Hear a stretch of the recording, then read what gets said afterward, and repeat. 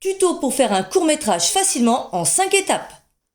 Pour écrire un scénario, tu as l'idée, le thème, maintenant tu fais l'inventaire de ce que tu as et tu bases ton histoire sur cet inventaire. Déjà, tu fais la liste des lieux, ce qui est le où, que tu es certain de pouvoir utiliser. Mais aussi des acteurs, qui est le qui, mais aussi de l'équipement et du matériel, qui est le quoi de l'histoire, bien sûr en référence avec le thème, ton idée. Deuxième étape, il faut commencer directement dans l'action pour capter l'attention dès le début. Une des meilleures méthodes est de commencer par une scène choquante ou énervante ou différente et surprenante. Mais attention, il faut quand même être sur le qui, quand, quoi, où dès les 30 secondes.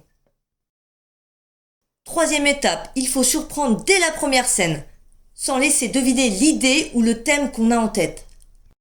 Pour cela, il faut éviter les clichés, éviter de vouloir reproduire ce qu'on voit dans les films par exemple. Il vaut mieux faire une scène contraire à l'idée de départ. Si mon thème ou mon idée c'est d'inspirer la peur, je peux montrer une scène ou un personnage qui a confiance.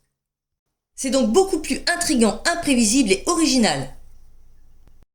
Quatrième étape, tous les dialogues ou actions que vous proposez doivent être utiles et doivent faire avancer l'histoire. L'audience doit rester captée et intéressée.